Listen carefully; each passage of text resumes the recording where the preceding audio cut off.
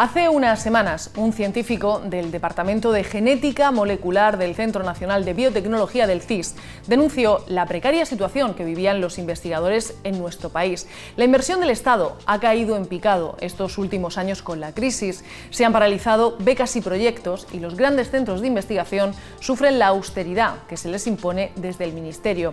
Todo esto pone en peligro real programas de investigación para detener el cáncer o el Alzheimer, enfermedades que sufren miles de españoles, y en peligro de extinción a las investigaciones sobre enfermedades de las llamadas raras. La ciencia avanza para quienes se ven afectados por una de este tipo de enfermedades mucho más despacio. A veces no llegan los tratamientos o cuando lo hacen es demasiado tarde. Nuestro invitado nos va a hablar de su titánica lucha contra esta realidad. Hoy visita el plató de Trivium Juan Carrión, presidente de la Federación Española de Enfermedades Raras. 3 caminos, 3 rutas, gramática para comprender hechos, lógica para razonarlos y retórica para expresarlos.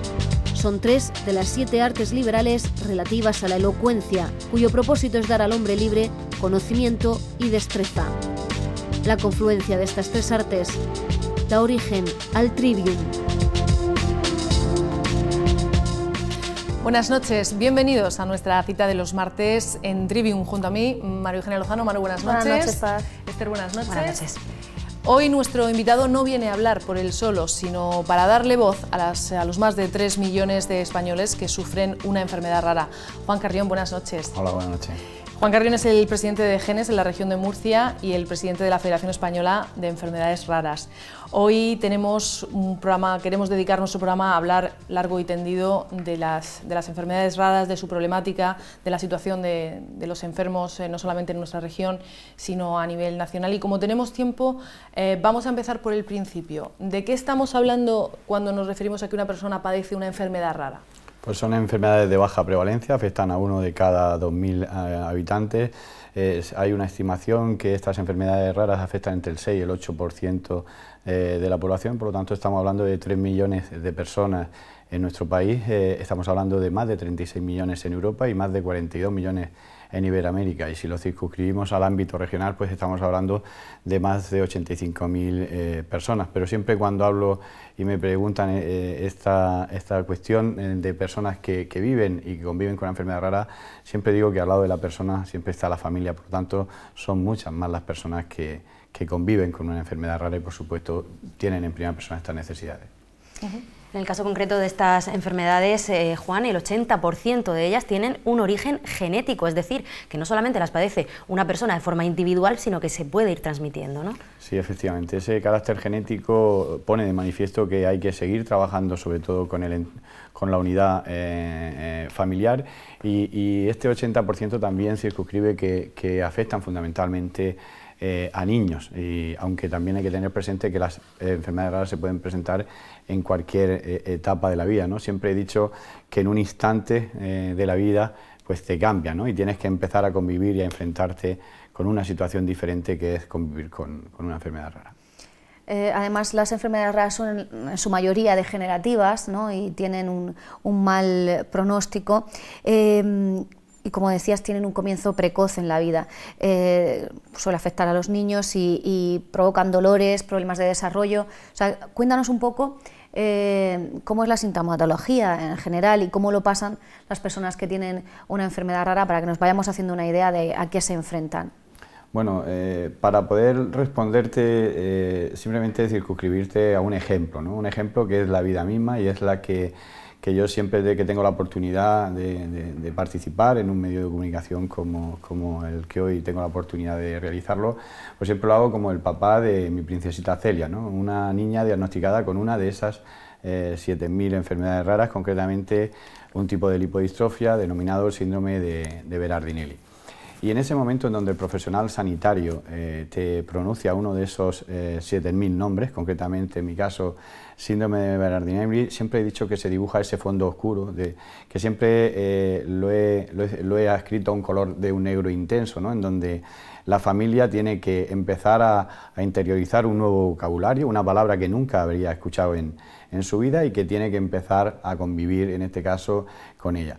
Y ahí empiezan el peregrinaje de la familia, es decir, porque muchas veces estas enfermedades raras tenemos que ser presentes que tienen tratamientos de por vida, por lo tanto son enfermedades crónicas, ¿no? Y a partir de ahí también, sobre todo si a ese nombre de esa enfermedad se le añaden dos frases que también en muchos de los casos se pronuncian, que es se desconoce la evolución de la enfermedad y se desconoce que exista un tratamiento, evidentemente ese fondo y ese fondo negro y de color intenso, es la verdad que la familia necesita, no solo que te ha cambiado la vida en ese instante, sino que necesita manos amigas que te ayuden a empezar a convivir con esa nueva situación, ¿no? Y en ese sentido, pues estamos hablando de la primera necesidad de información. Queremos saber más de esa enfermedad, queremos saber si hay profesionales de referencia, queremos saber si hay familias con esa misma diagnóstico y queremos saber si hay tratamiento, que son necesidades que se tienen muy presentes, sobre todo cuando empieza este peregrinaje. Y tenemos que tener presente que es una de las reivindicaciones que hacemos, ¿no? Es decir, pensar que cuando hablamos de diagnóstico, una persona con una enfermedad rara se enfrenta incluso a periodos de 5 años e incluso hasta 10, pero hay un gran grupo de personas que todavía no tienen un diagnóstico, todavía siguen realizando ese peregrinaje. A día de hoy, desde la Federación Española de Enfermedades Raras hemos tenido la oportunidad de recoger y recopilar 3.160 personas sin diagnóstico, y hay muchas personas que todavía llegan incluso a fallecer sin diagnóstico.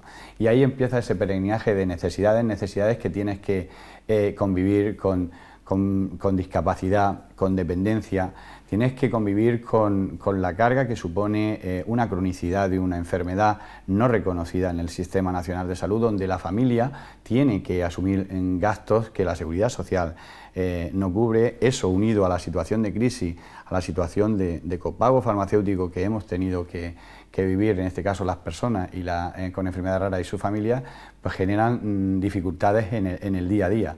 Si a eso le sumas a nivel sanitario la accesibilidad en equidad y en igualdad, porque estamos viendo y poniéndose de manifiesto que estamos viendo situaciones de desigualdad en cómo acceder a esos pocos tratamientos que existen en nuestro país. Es decir, no es lo mismo residir en una comunidad en Murcia como en otra comunidad, como puede ser Madrid. Puedes tener más o menos accesibilidad cartera, ¿no? a un tratamiento, y evidentemente son necesidades que se ponen de manifiesto y que tenemos que denunciarlas en ese sentido, y tenemos que ayudar para que todos los responsables de la administración sean conscientes y que estas enfermedades raras sean una prioridad social y sanitaria, porque ahí hay un gran recorrido de necesidades que todavía necesitan sentirse escuchadas y necesitan una respuesta. Un buen diagnóstico, has pasado por bastantes temas de los que queríamos hablar, vamos a ir un poquito separándolos. Un buen diagnóstico, un diagnóstico eficaz, una buena manera de comunicar a una familia que va a sufrir un duro golpe, como es que diagnostiquen una enfermedad rara a un hijo o a un familiar. Ahora mismo en España y en la región, ¿cómo el sistema sanitario cómo responde? Has hablado de una media de unos 5 años. ¿Aquí se ha avanzado algo? ¿Apoyan las asociaciones como de Genes o la Federación? ¿Apoyan ese camino? ¿Ayuda de alguna manera a que se haga un diagnóstico mejor o se pueda acompañar a la familia en esos primeros momentos tan difíciles? Un diagnóstico precoz es clave en el diagnóstico de una enfermedad rara. El cómo se está abordando el diagnóstico a nivel nacional, estamos viendo situaciones que precisamente para prevenir, estamos hablando por ejemplo del cribado neonatal dentro de nuestra cartera básica, estamos hablando de que son 7 enfermedades las que aparecen reflejadas en esa cartera básica, y estamos viendo cómo hay comunidades autónomas donde ni siquiera tienen y cubren esa cartera básica de 7 enfermedades, y tenemos casos como el de la Comunidad Autónoma de Murcia, en donde existe una ampliación de enfermedades, no solo 7, sino hasta 30, y eso hay que felicitarlo, pero en nuestra región hay muchas, hay lagunas que hay que tener muy presentes. Tenemos una unidad de genética médica de referencia que coordina y dirige la doctora Encarna Guillén, que está realizando un trabajo extraordinario en el diagnóstico de enfermedades raras desde el año 2000, pero tenemos una unidad de genética médica, primero, que no está reconocida como tal en nuestra Consejería de Sanidad. Por lo tanto, es una prioridad que ese reconocimiento sea una realidad. Segundo, tenemos una unidad de genética que no tiene los recursos humanos necesarios para atender a las personas con enfermedades raras, porque hay que tener presente que esa unidad de genética médica no es solo diagnóstico, sino que también cuando se diagnostica hay que asesorar genéticamente a toda la unidad familiar, y eso supone plazos de demora en la realidad, a día de hoy en nuestra región, de más de 14 meses, y necesitamos que esa dotación de recursos humanos se haga siguiendo los criterios de las sociedades científicas a nivel internacional que marcan como adecuados para una verdadera atención. Y evidentemente las instalaciones donde está ubicado este servicio necesitan de una reconducción y una reforma integral. Tienen que ser mucho más accesibles en el hospital de la Risaca y, por supuesto, tiene que estar mucho más cercano y unas condiciones mínimas de habitabilidad para las familias. Por lo tanto, es necesario en nuestra región que los responsables del área de sanidad sean conscientes de que este reconocimiento de la unidad de genética de referencia tiene que ser una realidad, porque además está en nuestro plan de salud. En la página 163 y 164 del Plan de Salud de la Región de Murcia, 2010-2015, establece como prioridades el abordar esta unidad de genética de referencia. Ustedes han trasladado esto a la Asamblea Regional, a la Comisión de Sanidad. No sé si han obtenido ya alguna respuesta o si algún responsable de la comunidad autónoma les ha dicho o les ha dado alguna clave de cuáles son los pasos que se van a dar a partir de ahora, si van a atender sus reivindicaciones, en definitiva. Hoy, en el día de ayer, celebrábamos precisamente la comparecencia en la Asamblea Regional. Y la satisfacción que nos merece es importante, ¿no? Primero porque la Asamblea Regional se va a adherir de forma unánime a lo que son la adhesión de todas las necesidades que desde la Federación Española de Enfermedades Raras hemos puesto en manifiesto con carácter prioritario a nivel regional. Y de igual forma también expresar mi satisfacción porque se han plasmado también en una moción conjunta de todos los grupos políticos todas y cada una de esas necesidades que a nivel regional consideramos prioritarias, que por un lado hemos hablado primero de la necesidad de reconocer la unidad de genética médica, ampliar los recursos humanos necesarios para evitar esa demanda y mejorar la atención a las personas con enfermedades raras, y hablábamos de dotar también de esa infraestructura adecuada y óptima para la ubicación de este servicio. Hablábamos de la creación de un plan de atención integral de enfermedades raras en la región de Murcia. Hablamos del mantenimiento del registro y del sistema de información de enfermedades raras en la región de Murcia, puesto en funcionamiento en el año 2009 en nuestra región, y que ha permitido a septiembre del 2014 identificar a 54.000 de los más de 85.000 murcianos que sufren estas enfermedades raras. Y hemos también abordado la necesidad de apoyar económicamente el trabajo que está desarrollando la Federación Española de Enfermedades Raras a través de su delegación y de manera particular las 12 asociaciones que estamos realizando un trabajo de forma directa con personas afectadas en nuestra región, además de tener presente tres cuestiones también muy necesarias. Por un lado, el aumento de la atención desde el punto de vista del servicio de neuropediatría, en donde pase de 12 a 16 años, el poder establecer y reconocer una unidad de atención en cuidados paliativos pediátricos, no solo para enfermedades raras, sino también para niños con enfermedades de carácter oncológico, y que esa unidad de cuidados paliativos en edad pediátrica también sea extensible a nivel de adultos, y eso se puede consolidar y eso se puede hablar con una buena optimización de recursos. Y muy importante, la necesidad de hablar de una inclusividad en el ámbito educativo, es decir, los niños con enfermedades raras en el ámbito escolar necesitan de una adecuación y de una respuesta que garantice esa inclusividad en el ámbito escolar, y a día de hoy en nuestra región no se está cumpliendo. No se está cumpliendo porque tenemos niños con necesidades, en este caso con enfermedades raras, niños que se alimentan a través de una sonda gástrica, niños que tienen un tratamiento y no hay un perfil sanitario que suministre ese tratamiento en el horario escolar, ni tampoco que suministre ese alimento en el horario en donde ese niño tiene que alimentarse igual que cualquier niño en el descanso del colegio. En ese sentido es necesario establecer esos protocolos entre sanidad y educación que garanticen esa educación inclusiva, ¿no? Y en ese sentido también lo hemos querido poner de manifiesto, y todos son necesidades concretas que, bueno, la satisfacción es porque hemos sido capaces juntos. Siempre he dicho que las enfermedades raras no entienden de colores políticos ni colores de ningún equipo de fútbol. Todos sumamos, todos podemos apoyar, todos podemos expresar nuestro apoyo y sumar en esta iniciativa. Y creo que en el día de ayer este paso se ha dado. Esperemos hacerle un seguimiento y que esto sea una realidad para la mejora de la calidad de vida de los 85 murcianos con estas necesidades. Ha mencionado la asistencia integral a las personas que padecen una enfermedad rara. Estábamos hablando, nos hemos centrado primero en el ámbito sanitario, pero como usted acaba de decir, también es importante tener en cuenta el ámbito educativo y también el terreno económico, porque la ley de dependencia, la crisis, los recortes en las ayudas también ha afectado mucho al desarrollo de estos enfermos. Efectivamente, los recortes sociosanitarios creo que han supuesto un retroceso en las personas con enfermedades raras y en las personas con discapacidad en general.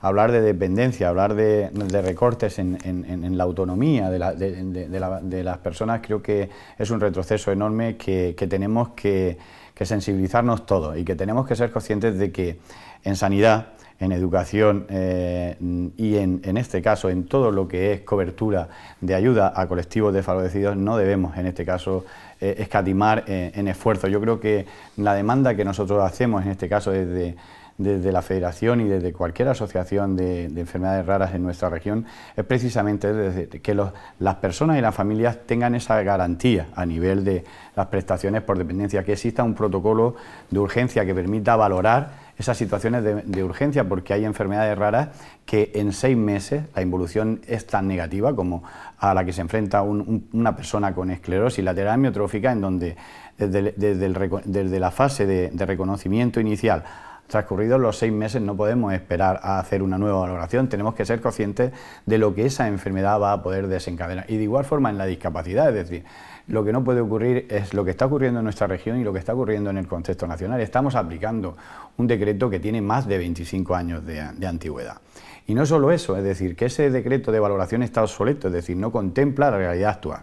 Y no hay que inventar nada nuevo, existe un sistema de clasificación internacional a nivel de discapacidad aprobado en Europa y tenemos que implementarlo no solo a nivel nacional, sino también a nivel autonómico. Y no estamos hablando de mayor esfuerzo económico, estamos hablando de optimización de recursos y son necesidades que se pueden cubrir perfectamente y también hemos puesto de manifiesto a nivel del gobierno regional y a nivel del gobierno de la nación precisamente para que esto sean prioridades. Y evidentemente hablar de recortes en dependencia es un retroceso en el entorno convivencial y en el entorno de la persona que convive en su día a día con una enfermedad rara. Y esto lo están sufriendo en primera persona todas y cada una de las familias y de las personas con una enfermedad en nuestra región y a nivel nacional.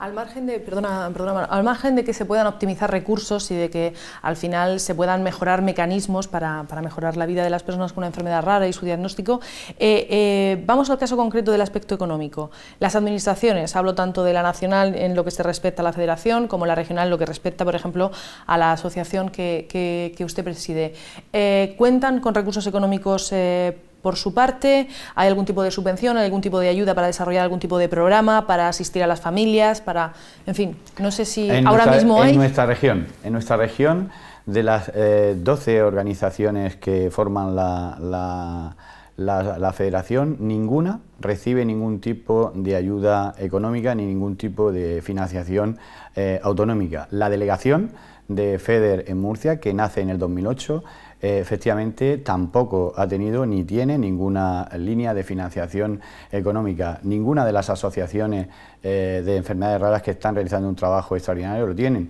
Pero antes de la crisis, perdona, antes de la crisis tampoco teníais, ¿o la recortaron con la crisis? Líneas de subvención. En unos casos sí se recortaron efectivamente con la crisis, pero evidentemente el apoyo en este caso al tejido social en enfermedades raras en nuestra región de forma económica no ha existido. Es decir, un ejemplo, la Asociación de Enfermedades Raras de Genes puso en funcionamiento el pasado 27 de febrero del año anterior un centro de atención integral a personas con enfermedades raras, denominado Celia Carrión Pérez de Tula en Totana, un centro que está atendiendo a 130 familias en atención directa, que reciben sesiones de servicios especializados de forma directa, que representan a 80 enfermedades raras de nuestra región.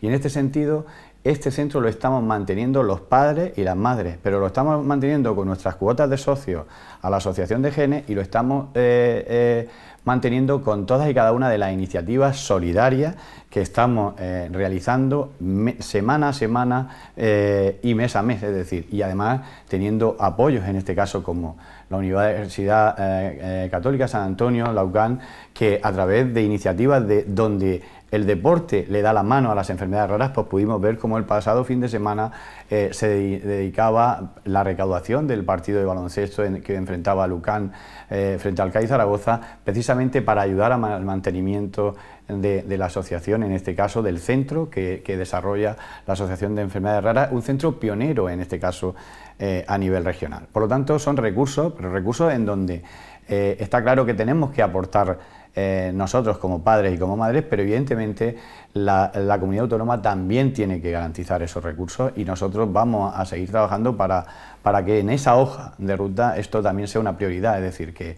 no solo soportemos todo ese mantenimiento, el esfuerzo, los papás y las mamás y instituciones como puede ser la UCAN sumándose a este gran proyecto y otras entidades y pequeñas comercios y empresas de toda la región, sino que también podamos en este caso pues seguir contribuyendo con muchos proyectos que pueden mejorar la calidad de vida. En los últimos años hay algo muy importante que se ha conseguido a través de Genes y también de la Federación de Personas con Enfermedades Raras, que es precisamente hacer visible el problema. Quizá hace unos años pues pasamos un poco más de largo, ¿no?, ante esta situación, y es muy importante que se haga visible, que la gente sepa que existen estos problemas y que estas personas pues necesitan ayuda. Sí que conocemos muchos casos, quizá también precisamente por la falta de ayudas, también por la situación económica, han hecho que conozcamos muchos casos de familias que salen pues a la sociedad a pedir ayuda, con campañas pues de todo tipo, recogida de tapones de plástico, partidos de fútbol, todo tipo de iniciativas en busca de esa ayuda precisamente para poder pagar o el tratamiento de su hijo o un viaje a Estados Unidos para ver y probar si allí se puede diagnosticar cuál es la enfermedad que padece su hijo. Tiene que ser duro también para las familias tener que enfrentarse a esa situación. Yo siempre lo he dicho, ¿no? Es decir, mira, sin investigación no hay futuro y un padre o una madre cuando se enfrenta a ese diagnóstico de una enfermedad rara quiere conocer dónde están esos profesionales que pueden tratar de la mejor manera a mi hijo o a mi hija. Quiero conocer si hay alguna línea de investigación, quiero saber si hay algún tratamiento. Y estamos viendo cómo la sociedad y cómo la administración hace que en este caso los padres tengan que tomar iniciativas a nivel individual para poder tener accesibilidad a unos servicios u otros, es decir, prestaciones como los servicios de fisioterapia, logopedia, que son vitales para el día a día de convivir con una enfermedad rara y mejorar la calidad de vida, no se están cubriendo por parte de los sistemas, en este caso de protección, ni a nivel regional ni a nivel estatal. Situaciones como accesibilidad a otros tratamientos, como el ejemplo que tú realizabas de poder ir a otro país, en este caso en donde se esté desarrollando alguna iniciativa importante que contribuya a la mejor de la calidad de vida, pues tiene que ser la familia la que tiene que tomar en esa iniciativa y tomar también, en este caso, las acciones para que posibiliten que eso sea una realidad. Y no podemos dejar eso en una acción puntual. Tenemos que efectivamente decirle a los responsables de las administraciones que estas enfermedades tienen que ser una prioridad social y sanitaria y no lo tenemos que creer todos, es decir, los responsables y nosotros, porque los padres y las madres tenemos que estar las 24 horas al lado de nuestro hijo y de nuestra hija, tenemos que propiciarle todo lo necesario, pero evidentemente no vamos a escatimar tampoco en esfuerzo en venir, en que la sociedad sea consciente de las necesidades que tenemos que vivir en primera persona, de todo aquello que no se está cumpliendo y de todo aquello que puede, en este caso, mejorar el futuro. Y hablar de investigación en enfermedades raras es clave, porque hablar de investigación, como te decía, es esperanza y es futuro. Y estamos hablando en el año 2009 de si situamos la inversión que hacía un país de España en I+D+I en enfermedades raras y en el contexto sanitario hay un retroceso del 41%. Es decir, hay que exigirle a los responsables de la administración que por lo menos en este año 2015 y en el próximo 2016 recuperemos todo lo perdido desde el año 2009, en donde como mínimo mantengamos el porcentaje que hemos perdido del 41% en investigación. porque podemos dejar de invertir, pero invertir en sanidad e invertir en investigación es hablar de futuro y de esperanza para las personas con enfermedades raras. Creo que en este, perdona Maru, creo que en este 2015 ustedes se han reunido con el nuevo ministro de Sanidad, con Alfonso Alonso, para trasladarle la problemática que padecen las personas con enfermedades raras en nuestro país. Entre esas problemáticas está que más del 40% de sus enfermos no tienen tratamiento, ni lo que usted hablaba de la investigación, tampoco hay visos de que lo vayan a tener en un espacio corto de tiempo. ¿Qué les dijo el ministro en esa reunión? Tuvimos la oportunidad de trasladarle precisamente y de forma específica las situaciones de inequidad y de desigualdad que estábamos percibiendo en las diferentes comunidades autónomas. A día de hoy, cuando hablamos de enfermedades raras y hablamos de medicamentos huérfanos, para que todos tengamos un concepto, hemos tenido presente que hay más de 7.000 enfermedades raras. Pues en Europa, la Agencia Europea del Medicamento tiene autorizados 81 medicamentos huérfanos. Y en España, la Agencia de Medicamentos en España tiene autorizados 47. Hemos detectado que hay procedimientos de fijación, de reembolso, todavía en la fase administrativa, y eso debemos de ponerlo de manifiesto, y como tuve la oportunidad de trasladarle también al ministro, es decir, tenemos que desbloquear todas estas situaciones y todas estas trabas administrativas que están impidiendo que medicamentos reconocidos ya y autorizados en la Unión Europea en nuestro país todavía no estén, en este caso, reconocidos ni autorizados, y en este caso lo cifrábamos en 22. Y hablar de situaciones de desigualdad y de equidad, eso es para nosotros clave. Es decir, nosotros lo que pretendemos es que cualquier persona que se enfrente a convivir con una enfermedad rara y tenga la oportunidad de tener un tratamiento, porque no todas las enfermedades raras tienen tratamiento, pero las pocas que sí lo tienen, lo que queremos es que tengan la misma igualdad y la misma accesibilidad, pero en cualquier lugar donde resida. Y eso no está ocurriendo. Estamos viendo comunidades en donde acceder a un tratamiento que está desarrollándose en todas las comunidades autónomas, comunidades, por ejemplo, si sitúo este ejemplo en un medicamento para la enfermedad concretamente de fibrosis quística, pues es un medicamento que cualquier persona que lo necesite en cualquier comunidad de España tiene acceso a él, pero por ejemplo en Cataluña y Extremadura no tienen accesibilidad. Y de igual forma en otros podemos replicar en otras comunidades, es decir, que no hay ninguna comunidad en este caso que sea perfecta. ¿Y por qué ocurre esto? Porque nuestro Sistema Nacional de Salud tiene una descentralización del sistema sanitario. ¿Y eso qué implica? Pues que cuando hablamos de medicamentos huérfanos, todo el coste que supone esa aplicación de ese tratamiento se le imputa a nivel autonómico, a una Consejería de Sanidad. Y nosotros lo que decimos es que tiene que exigir y existir un fondo de garantía, un fondo de cohesión a nivel estatal que emane de nuestro Sistema Nacional de Salud y que permita precisamente cubrir todos esos gastos que supone la accesibilidad a los medicamentos huérfanos. De esa manera, y no de otra, se podrá garantizar un acceso en equidad a los medicamentos huérfanos, porque eso va correlacionado con los CESUR y centros de referencia, es decir, estamos aumentando centros de referencia, centros de atención especializada a personas con enfermedades raras. En nuestra región de Murcia tiene 2 centros ya acreditados en esclerosis múltiple y en cardiopatías congénitas, y además de eso, es decir, no solo es necesario crearlo, sino tenemos que informar a los profesionales sanitarios que están creados, pero hay que informarle a los profesionales sanitarios de cómo se puede derivar al paciente. Hay que publicar la ruta de derivación para que el profesional sanitario del Hospital de la Risaca, si un paciente necesita ser atendido en otro hospital de otra comunidad, pues sepa cómo derivar, en este caso, a ese paciente. Y eso también es prioritario, el que esa ruta de derivación se garantice. Y hay que garantizar también la estabilidad presupuestaria de estos centros de referencia. Ha mencionado los medicamentos huérfanos, para que nos entiendan, en casa son los que la industria farmacéutica no quiere desarrollar o no termina de desarrollarlos porque no son rentables o les cuesta y necesitan que los gobiernos les apoyen o financien parte, o es de lo que estábamos hablando, sí, ¿no? Medicamentos huérfanos que van fundamentalmente dirigidos a enfermedades raras. Lo que proponen es que haya un fondo general para apoyar la financiación para que entre la farmacéutica y ese fondo podamos sacar esos medicamentos a la cartera? Lo que nosotros proponemos precisamente es que exista ese fondo que garantice que el suministro y la accesibilidad a cualquier tratamiento en cualquier comunidad autónoma. Y eso, en lugar de que se impute directamente al presupuesto de una consejería, de una comunidad autónoma, pues que sea una partida única ubicada en el Sistema Nacional de Salud a través de un fondo de garantía o un fondo de cohesión y que permita esa sostenibilidad, es decir, porque puede ocurrir que hay comunidades autónomas con una mayor casuística de enfermedades raras que otras y evidentemente eso tiene que existir de un fondo de cohesión y de garantía que permita ese acceso en equidad y en igualdad, es decir, que ninguna persona por el lugar de residencia pueda tener más o menos dificultad en acceso a un tratamiento. Todos tenemos que tener los mismos derechos, las mismas obligaciones que cualquier ciudadano en cualquier lugar del territorio nacional. Está claro. Juan, a veces, muchas veces entendemos las cosas con el ejemplo.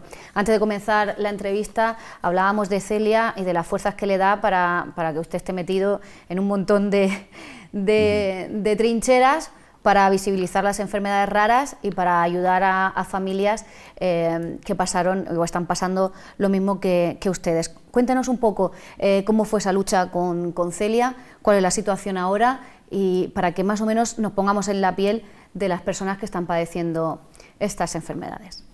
Bueno, pues Celia es una niña deseada, que nació con toda la ilusión y que prácticamente 2 años después se le diagnosticaba el síndrome de Berardinelli y a partir de ahí empezaba pues nuestro peregrinaje y nuestra convivencia con esta nueva palabra en nuestro vocabulario que nunca habíamos escuchado, en este caso nunca, ni se había pronunciado ni formaba parte de nosotros, ¿no? ¿Cuál es la realidad en este caso del día a día, ¿no? A raíz de ahí, como cualquier padre, se me plantearon esas situaciones y como cualquier papá y como cualquier mamá, pues quisimos empezar a dar respuesta, ¿no? Y en nuestro caso, pues tuvimos la oportunidad de fundar De Genes en el año 2008 con 2 matrimonios más. Una fundación de Genes en 2008 que para mí fue importantísima porque siempre he dicho que De Genes es como una familia, ¿no? Y siempre me ha gustado definirlo como la familia de Genes, ¿no? Y es que se han sumado en todo este peregrinaje persona a persona y van uniéndote a esa gran familia, ¿no? Y esta asociación pues te ha ido dando respuesta a esas necesidades. Y hemos visto también cómo ver la dureza de convivir con estas enfermedades raras, de no saber qué está ocurriendo, el de no tener un tratamiento, como era el caso de mi princesita Celia, ¿no? Era una enfermedad en donde desconocíamos la evolución y en este caso tampoco existía un tratamiento específico. Tuvimos la suerte de contar con profesionales extraordinarios en el Hospital de la Risaca, el equipo de genética coordinado por la doctora Encarnaguien, el equipo de neuropediatría, coordinado por la doctora Domingo, el doctor Gir, en fin, desde el punto de vista metabólico.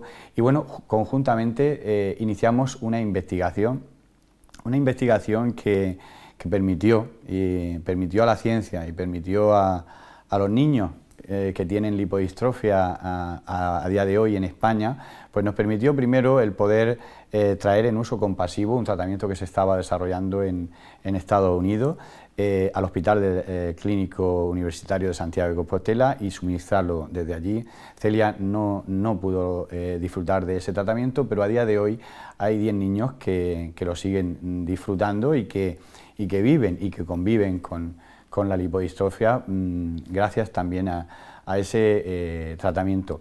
Y esas son las fuerzas, ¿no? Y esas son las fortalezas que te da toda esta convivencia, ¿no? Es decir, porque precisamente en el momento más difícil para cualquier familia, que es cuando pierde a tu princesita, ¿no? Es decir, en nuestro caso, pues también seguimos luchando y aportando a la ciencia y a la investigación, ¿no? Y fruto de ello es que apenas meses después se descubría dentro de la lipodistrofia un nuevo síndrome, ¿no? Y que bautizaban también con el nombre de Celia y que posibilitaba, ¿no? El que posibilitaba muchas respuestas a todos esos interrogantes que se plantean, ¿no? Y más en el tema de la lipodistrofia, que nuestra región de Murcia tiene una especial incidencia fundamentalmente en 3 municipios de la región, que es Totana, Mula y Jumilla, que son especiales las condiciones desde el punto de vista antropológico, histórico, de cómo desde el punto de vista genético se ha desarrollado esta enfermedad que en su día, pues ni Naka, que es mi pareja, ni en mi caso, pues se nos había pasado nunca por la cabeza que podríamos tener esas posibilidades, ¿no? De si realmente queríamos dar el paso, ¿no? de tener un niño, pues tener que enfrentarnos a esa situación, una situación a la cual se enfrentan muchos papás y muchas mamás como en nuestro caso, ¿no? Y en ese sentido, pues decir y quedarme con eso, que la investigación es futuro, ¿no? Y todo todo este recorrido, sirviendo de ejemplo el de nuestra princesita Celia, pues ha ayudado a esos niños a que puedan tener una accesibilidad.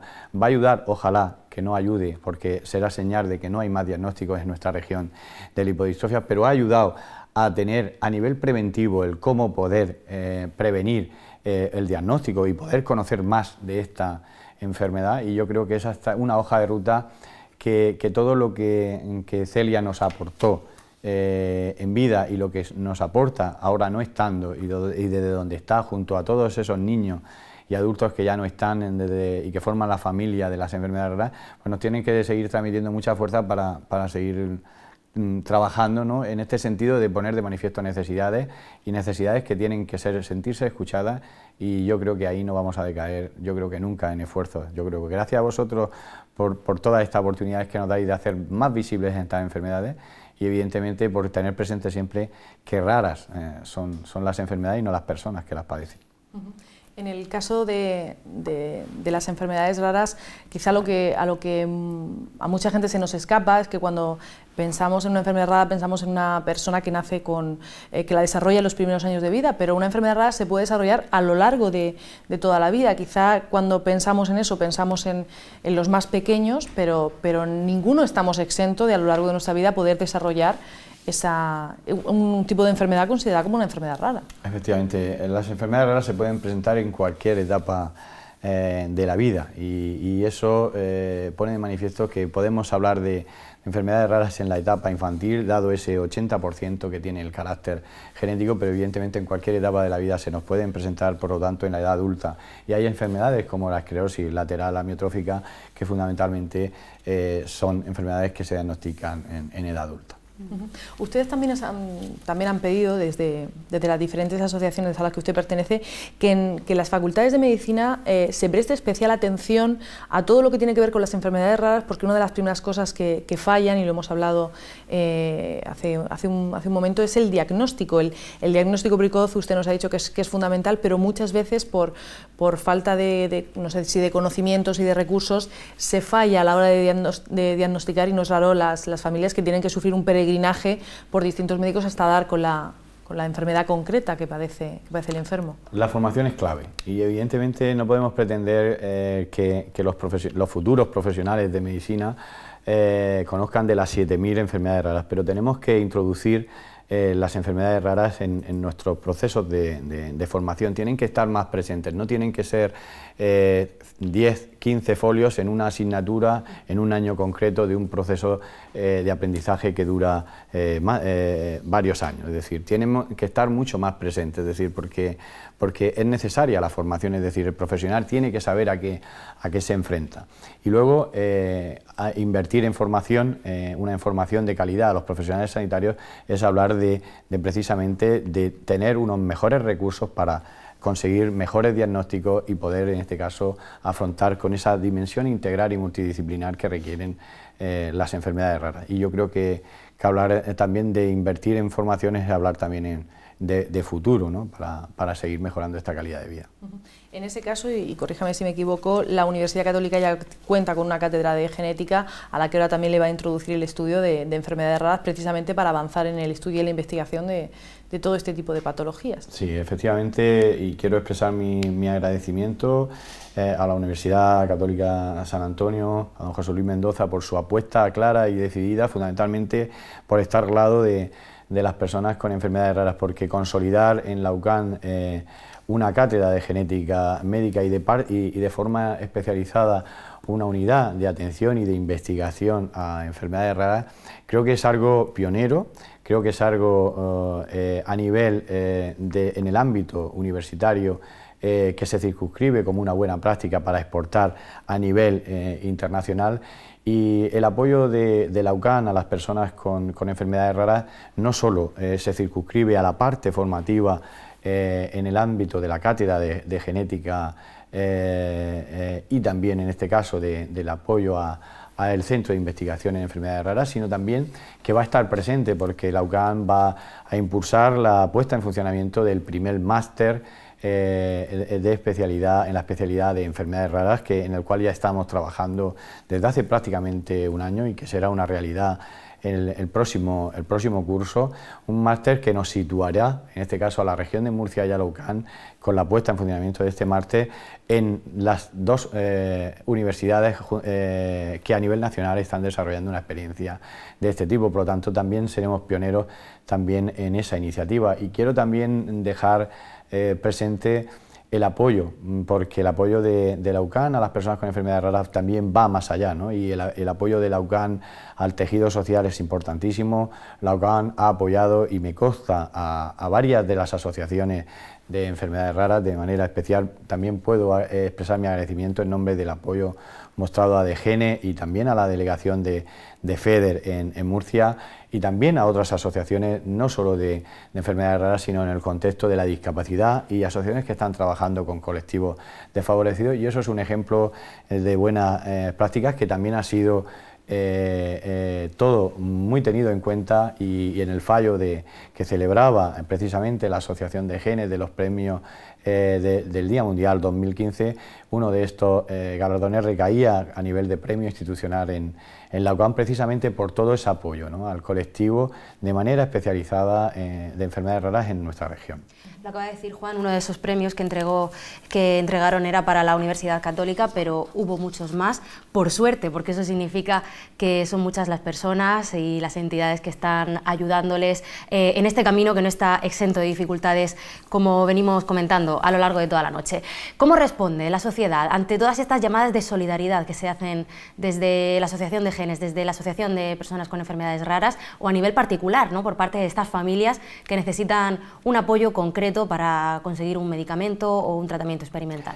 Yo creo que ahí hay que quitarse el sombrero, ¿no? Creo que la solidaridad de la sociedad española, de la sociedad, en este caso murciana, creo que es algo que merece todos los agradecimientos en nombre de todas y cada una de esas familias, porque me consta, ¿no?, el apoyo que siempre se expresa a iniciativas de familias en particular que están luchando por un tratamiento, por iniciar una línea de investigación, y hay campañas como las que tú mencionabas de recogida de tapones, de móviles, en definitiva, sumarse a campañas y a iniciativas solidarias para ayudar a esta causa. Creo que eso es importantísimo, ¿no? Y de igual forma yo creo que la sociedad murciana y a nivel nacional tiene muy presente el apoyo, en este caso a las personas y a las familias con enfermedades raras, y la verdad es que es un agradecimiento que en nombre de todas esas familias pues me gustaría expresar, ¿no? Pues con ese agradecimiento por su parte a la solidaridad de la sociedad murciana y el nuestro por haber estado aquí esta noche con nosotros y habernos acercado un poco más a la realidad que viven las personas con enfermedades raras y al trabajo que ustedes están desarrollando, le agradecemos primero esa gran labor que están desarrollando y sobre todo que haya podido estar esta noche aquí con nosotras. Pues gracias a vos. Nuestra admiración También. Pues, por gracias. esa lucha y esa fuerza.